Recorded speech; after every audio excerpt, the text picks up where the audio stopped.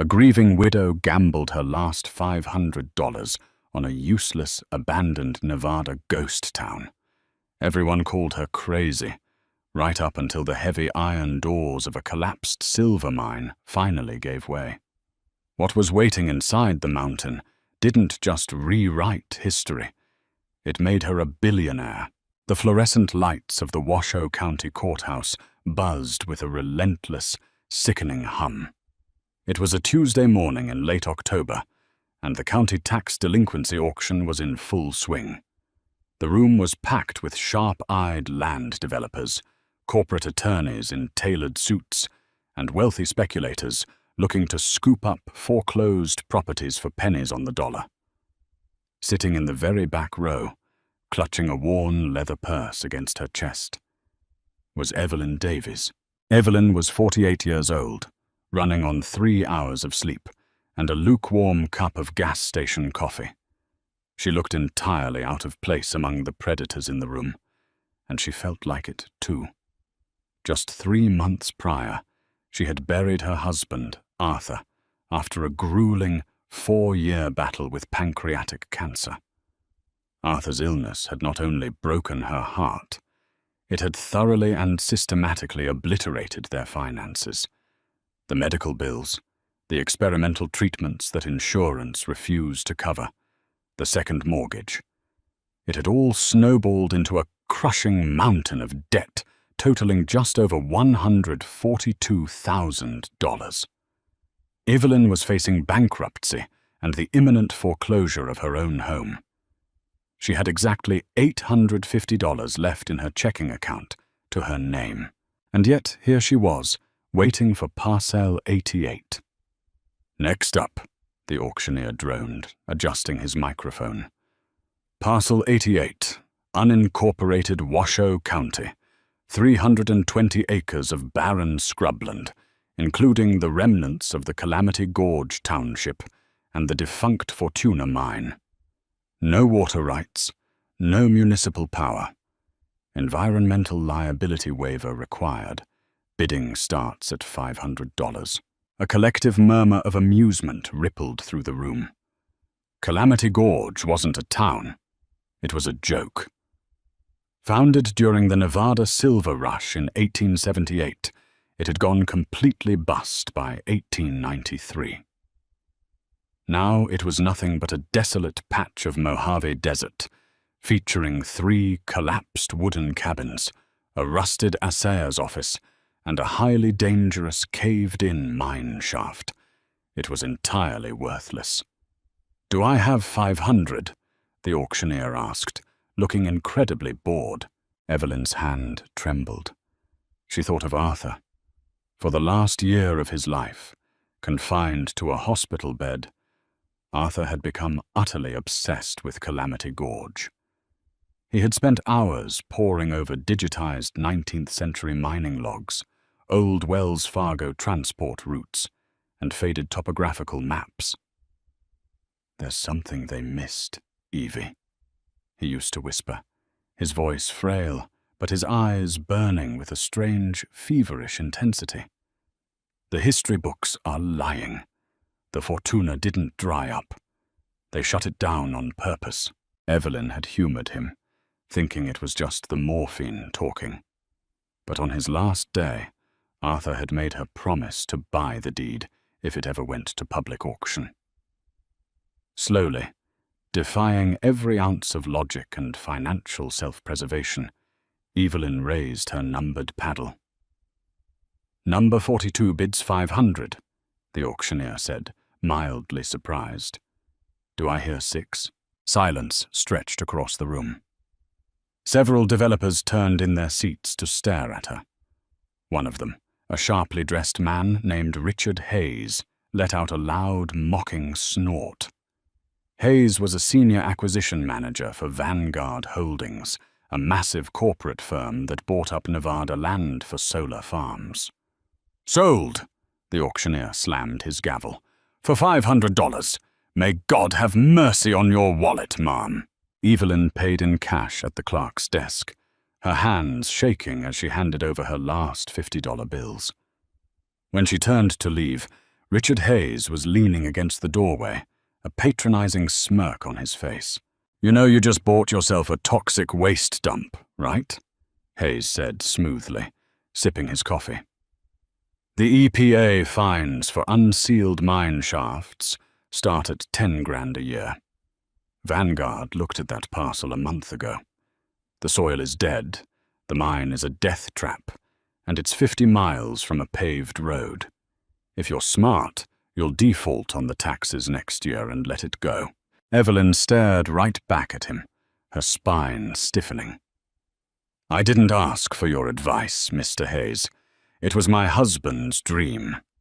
Now, if you'll excuse me, I have a ghost town to visit." The next morning, Evelyn drove her beat-up 2011 Ford Explorer out onto the unforgiving stretches of Highway 375, eventually turning off onto a deeply rutted dirt road that hadn't seen a county grader in decades. Dust plumed behind her vehicle like a smoke screen. The Nevada sun beat down mercilessly, baking the earth into a cracked, pale mosaic. After 2 brutal hours of navigating dry creek beds and dodging massive sagebrush, she finally arrived at Calamity Gorge. It was even more desolate than she had imagined. The silence of the desert was absolute, broken only by the eerie, moaning whistle of the wind blowing through the skeletal remains of the town. The old assayer's office was leaning at a precarious 45-degree angle, its roof long gone. A few rusted tin cans and sun-bleached animal bones littered the ground. It felt like the edge of the world. Evelyn parked the car, pulled a flashlight and a heavy crowbar from her trunk, and began to walk up the steep, rocky incline toward the base of the mountain. She was looking for the Fortuna mine. She found the entrance 20 minutes later, hidden behind an overgrowth of twisted mesquite bushes and massive fallen boulders. Just as the county records had stated, the mine appeared to be heavily caved in. A massive pile of granite and shale blocked the opening. But as Evelyn climbed closer, her foot slipped on a patch of loose scree. She reached out to catch her balance against the rock wall, and felt something shockingly cold. She paused, frowning. The desert air was pushing 90 degrees, but the rock beneath her hand was practically freezing. She knelt down in the dirt, examining the base of the collapsed rubble. There was a narrow gap between the rocks, no wider than her wrist. Evelyn leaned in and put her face near the crack. A powerful, steady draft of frigid, stale air was rushing out from deep within the mountain. She grabbed her crowbar and began to violently pry at the loose rocks around the gap. She dug for an hour, her hands blistering, sweat stinging her eyes, until a massive boulder shifted and rolled away in a cloud of ancient dust. Evelyn dropped her crowbar. Her breath caught in her throat. Behind the rock slide, the entrance to the Fortuna mine wasn't caved in at all. The rubble was a deliberate disguise. Standing flush against the mountain wall, deeply anchored into the bedrock, was a pair of massive, heavy iron doors. They were thick, industrial, and locked together by a rusted steel chain and a padlock the size of a human fist. This wasn't a standard 19th century timber mine shaft. These doors were military grade. Evelyn stepped closer, wiping the grime from the metal. Etched into the center of the right door, barely visible beneath a century of rust, was an emblem. It wasn't a mining company logo. It was an old, federal crest. Arthur had been right. The Fortuna mine was hiding something. And whatever it was, someone had gone to extreme, desperate lengths to make sure it was never found. Evelyn knew better than to attempt breaching the doors alone. If the air inside was completely stagnant, breaking the seal could expose her to pockets of lethal hydrogen sulfide gas, or worse, a structural collapse. She needed a professional. More importantly, she needed someone she could trust. She immediately drove back to Reno and went to the home of Thomas Caldwell. Tom was a 68-year-old retired structural engineer and geologist who had spent 30 years consulting for the Nevada Bureau of Mines. More importantly, he had been Arthur's closest friend. When Evelyn laid the photographs of the iron doors on Tom's kitchen table, the old man's eyes widened behind his thick spectacles. "Evelyn," Tom breathed, adjusting his glasses and leaning closer to the photos. "These aren't blast doors from the 1880s. This is riveted steel. Look at the hinges. This kind of metallurgical work didn't become standard until around the First World War. Why would someone install early 1900s bank vault security on a silver mine that officially went bankrupt in 1893? "Arthur always said the history books were lying," Evelyn replied, her voice steady despite the adrenaline coursing through her veins. "Tom, I spent my last $500 on this land. I am going to lose my house in less than 40 days. I need to know what's behind those doors. Will you help me?" Tom looked at the desperate resolve in the widow's eyes. He gave a slow, solemn nod. "I'll pack my truck. We leave at dawn." 2 days later, Calamity Gorge was no longer silent. The roar of a heavy-duty portable diesel generator echoed off the canyon walls. Tom and Evelyn had spent a grueling 48 hours hauling winches, floodlights, commercial-grade respirators, and cutting equipment up the steep incline to the mine entrance. But their operation had not gone unnoticed. Just as Tom was firing up his industrial angle grinder to tackle the massive padlock, Evelyn saw a cloud of dust rising from the desert road below. A sleek, black Lincoln Navigator pulled into the ghost town, looking aggressively out of place among the ruins. Out stepped Richard Hayes, flanked by a burly man who looked like private security, and a man holding a thick leather briefcase. Evelyn's stomach dropped. She scrambled down the rocky slope to intercept them. "What are you doing on my property, Mr. Hayes?" Evelyn demanded, crossing her arms over her dust-covered jacket. Hayes smiled, though it didn't reach his eyes. "Mrs. Davies, we noticed you've been moving heavy equipment onto the Calamity Gorge parcel. I'm afraid I have a cease and desist order from a Washoe County judge." The man with the briefcase handed Evelyn a stack of legally bound papers. She stared at it, bewildered. "You see," Hayes explained, his voice dripping with condescension, "when you bought Parcel 88, you purchased the surface rights. You own the dirt, the scrub, and the ruined cabins. But Vanguard Holdings recently acquired the subterranean mineral rights to this entire quadrant from the state. If you pull anything out of that mine, it legally belongs to my company. And since your excavation poses a destabilization risk to our subterranean assets, you are legally barred from opening that shaft." Evelyn felt the blood drain from her face. This was exactly how corporate developers bullied independent landowners, burying them in sudden, expensive legal injunctions they couldn't afford to fight. "You spied on me," Evelyn said, her voice shaking with quiet fury. "We protect our investments," Hayes replied smoothly. "Now, I am willing to be generous. I will offer you $5,000 for the surface deed right now. You walk away with a profit, and Vanguard takes over the liability. Sign the papers, Mrs. Davies, or I will have the county sheriff up here to arrest you for trespassing on Vanguard's mineral claim by noon." Evelyn looked at the papers. She looked at the smirking executive. And then she remembered a seemingly trivial detail from Arthur's chaotic files. Arthur hadn't just researched the history. He had played the long game. "You're wrong, Mr. Hayes," Evelyn said. She didn't shout. Her voice was cold, sharp, and perfectly clear. Hayes raised an eyebrow. "Excuse me." Evelyn reached into her own backpack and pulled out a worn, laminated document bearing a gold federal seal. "The General Mining Act of 1872, she recited, quoting Arthur's endless bedside lectures. "A patented mining claim grants the owner exclusive title to the locatable minerals, and also passes the title to the surface land. But it works both ways. The Fortuna mine isn't state land.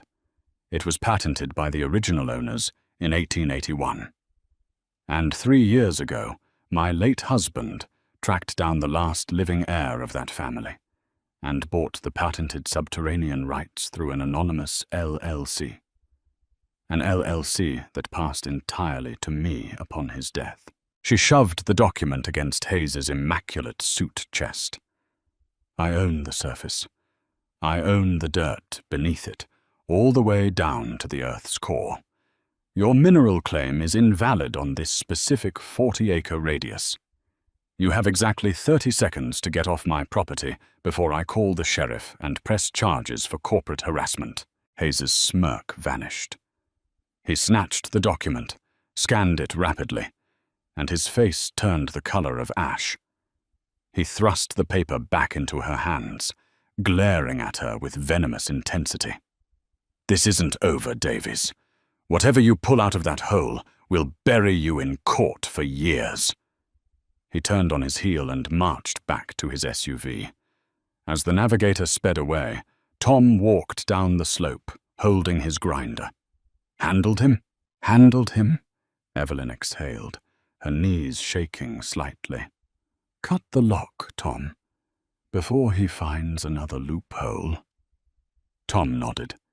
They strapped on their respirators, and Tom pressed the screaming, sparking blade of the grinder against the rusted padlock.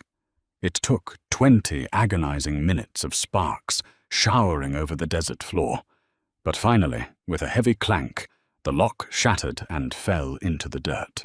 Tom grabbed the heavy chain, unwinding it from the handles. Together, he and Evelyn grabbed the thick iron rings of the double doors. "On 3, Tom muffled through his mask. 1, 2, 3. Pull." With a grinding shriek of rusted hinges that sounded like a dying animal, the heavy doors gave way. They swung outward, releasing a massive, freezing sigh of trapped air that smelled of old oil, ozone, and dead earth. Evelyn clicked on her heavy-duty, 1,000-lumen flashlight. She shone the beam into the dark. "My God," Tom whispered. They weren't looking at a rough, timber-braced silver mine. They were looking at a tunnel lined with perfectly paved concrete and reinforced with heavy steel I-beams. Electrical conduits ran along the ceiling, trailing thick, rubber-coated wires that hadn't carried a current in nearly a century. The tunnel sloped gently downward, wide enough to drive a semi-truck through. They stepped inside, their boots crunching on the dry concrete. The temperature plummeted to a crisp 55 degrees. They walked for perhaps 200 yards, the beam of Evelyn's flashlight cutting through the thick, swirling dust they kicked up. The silence in the tunnel was absolute, heavy and suffocating. Then the flashlight beam hit something. It reflected back, a harsh, glassy glare that cut through the darkness. "Hold it there," Tom commanded, his voice trembling. Evelyn steadied the light. What stared back at them from the depths of the forgotten mine stunned them both into total paralysis. Sitting in the center of the widened cavern, perfectly preserved in the dry, oxygen-deprived environment, was a massive 6-wheeled vehicle. Its thick, armor-plated hull was painted in a dull, military olive drab. A heavy iron cowcatcher jutted out from the front grille, but it wasn't a military vehicle. Painted in faded but perfectly legible gold lettering across the side of the armored plating were the words, "United States Department of the Treasury, Bullion Transport." It was an armored transport truck from the 1920s, and it wasn't alone.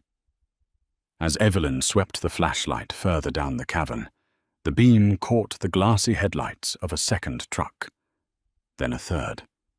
It was an entire convoy, and parked behind the rear doors of the first truck, chained to the heavy steel bumpers, were dozens of large wooden crates reinforced with iron banding. The wood on the nearest crate had rotted away at the corner, collapsing under its own immense weight. Through the splintered wood, reflecting Evelyn's flashlight with a warm, unmistakable, buttery glow, were solid bars of gold bullion. Evelyn's heavy-duty flashlight trembled in her grip, casting wild, dancing shadows across the cavern walls.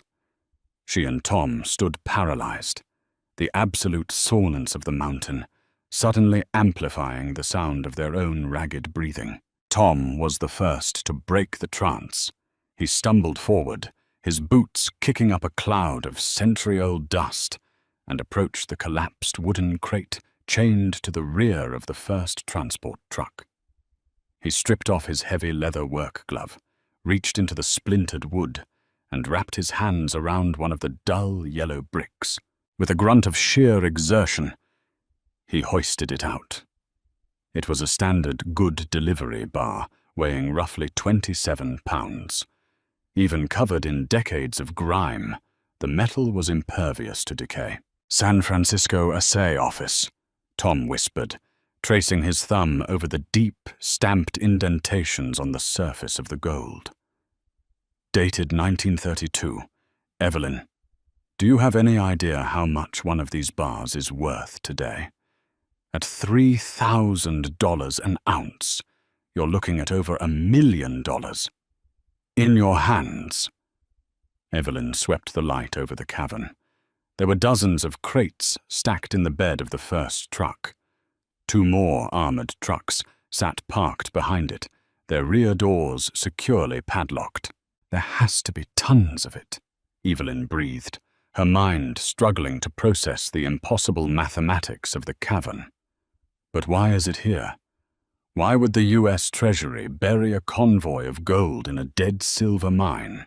"Let's find out," Tom said, his geological curiosity taking over. He walked past the rear of the vehicle and climbed up onto the heavy, iron-plated running board of the lead truck's cab. The driver's side door shrieked in protest as he wrenched it open. The interior smelled of cracked leather and ancient, dried oil. Sitting perfectly undisturbed on the passenger seat was a heavy, brass-latched leather satchel. Tom carefully brought the satchel down to the cavern floor. The leather was brittle, flaking away like dry leaves as Evelyn unfastened the brass buckles. Inside, wrapped in oilcloth, was a stack of perfectly preserved, typewritten federal manifests and a leather-bound ledger. Evelyn opened the ledger. The first page bore the official letterhead of the United States Department of the Treasury, signed by Robert J. Grant, the director of the Mint in 1933. But it was the handwriting beneath it, signed by a deputy director named William H. Albright, that unraveled the mystery. "April 12th, 1933, Evelyn read aloud, her voice echoing softly.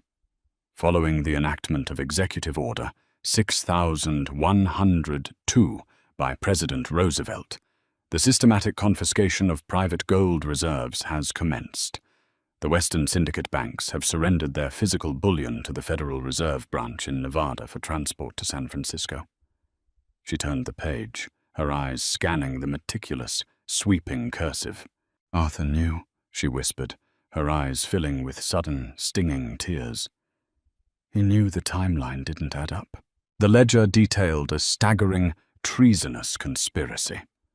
Deputy Director Albright had orchestrated a phantom diversion.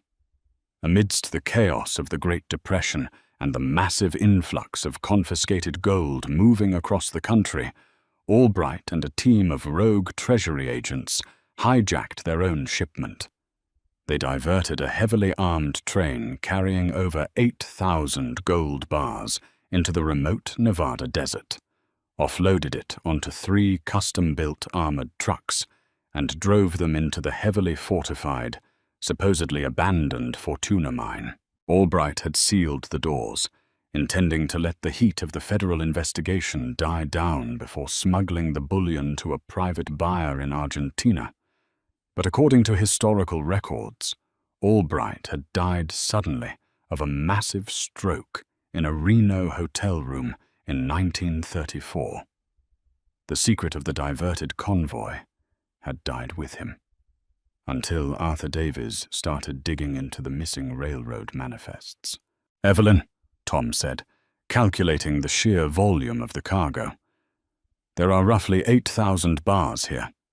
In today's market, this isn't $1 million. It's close to $10 billion. Evelyn stared at the gold.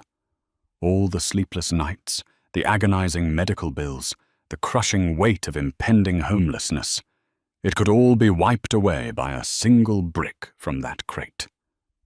Suddenly, the cavern was plunged into utter, terrifying darkness. Outside, the steady mechanical roar of their portable diesel generator abruptly choked and died. The floodlights Tom had strung up near the entrance flickered out. "Did it run out of fuel?" Evelyn asked, her heart slamming against her ribs. "No," Tom said, his voice instantly tightening with alarm. "I filled the tank an hour ago. Someone just cut the power line." Evelyn and Tom clicked their flashlights back on, the twin beams of light cutting frantically through the dark.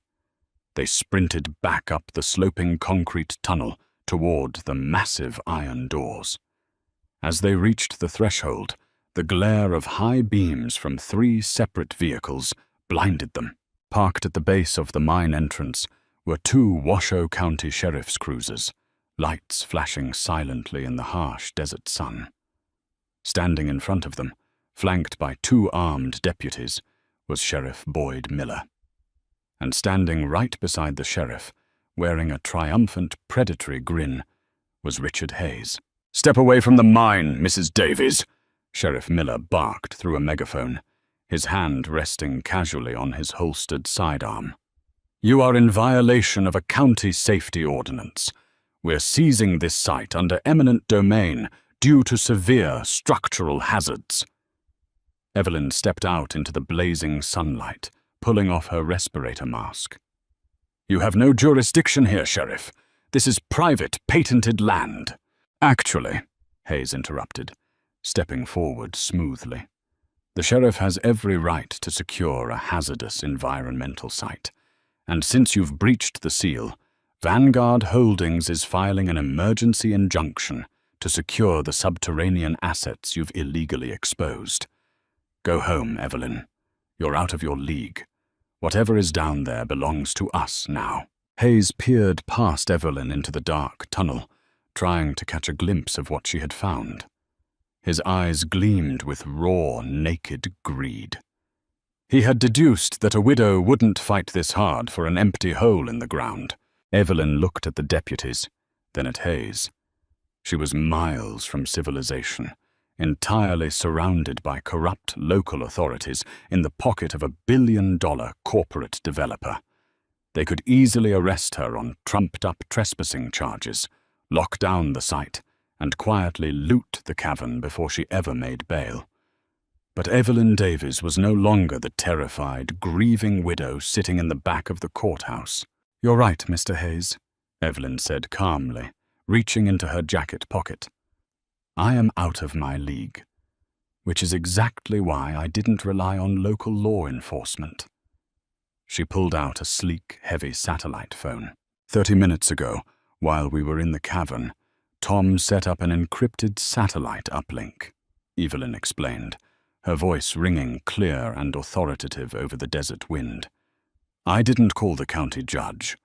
I called the Federal Bureau of Investigation field office in Las Vegas, and I transmitted high-resolution photographs of United States Treasury property, along with the signed confession of a rogue federal agent." Hayes's triumphant smile faltered. "What are you talking about?" "I'm talking about $10 billion in stolen federal gold bullion," Evelyn said, staring him down. "And under the Antiquities Act and federal salvage laws, As the lawful owner of this patented land who discovered and secured the stolen assets, I have officially claimed the federal finder's fee. You aren't interfering with a widow's mining claim anymore, Richard. You're interfering with the greatest recovery of stolen U.S. government property in American history. A low, rhythmic thumping sound began to echo off the canyon walls. Sheriff Miller looked up, his face draining of color. Approaching rapidly from the southern horizon, kicking up massive plumes of dust in the distance, were 3 dark, unmarked tactical helicopters. "They told me to secure the perimeter until the feds arrived," Evelyn said, her eyes locked on Hayes. "I highly suggest you get off my property, gentlemen, before they arrest you for attempted theft of federal reserves." Hayes looked at the approaching helicopters, then at the iron doors, the reality of his total defeat finally crashing down upon him. Without a word, he turned, got into his Lincoln Navigator, and sped away down the dirt road, abandoning the sheriff entirely. The ensuing months were a media frenzy. The ghost convoy of Calamity Gorge became the biggest news story of the decade. The federal government swiftly moved in, securing the site with military personnel and carefully extracting the 1932 bullion.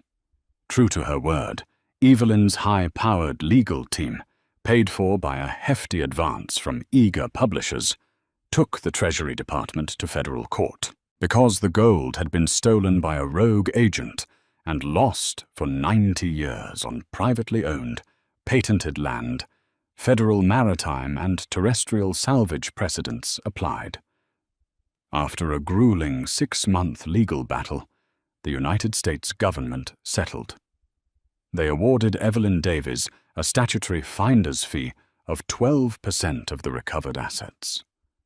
Evelyn walked out of the federal courthouse in Washington, D.C., with a check for $1.2 billion. She didn't just save her house.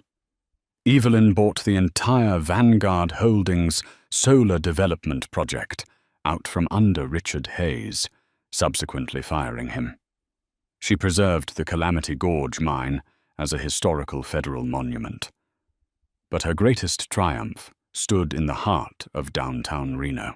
A year later, the ribbon was cut on the Arthur Davies Pancreatic Cancer Research Center, a state-of-the-art medical facility fully funded by the widow who had gambled her last $500 on a ghost town. Evelyn stood in the center's gleaming lobby, looking up at a portrait of her late husband. He was smiling. She smiled back, touching the gold pendant around her neck, cast from a single, tiny sliver of 1932 bullion. Arthur had been right all along. The history books had lied. But thanks to him, the future was finally secure. If Evelyn's incredible journey from a grieving widow on the brink of bankruptcy to a billionaire history maker left you speechless, smash that like button. This true story proves that sometimes the biggest gambles in life pay off in unimaginable ways. Don't forget to share this video with your friends and subscribe to the channel for more unbelievable, hidden treasure mysteries and dramatic real-life stories every single week. Hit the bell icon so you never miss an adventure.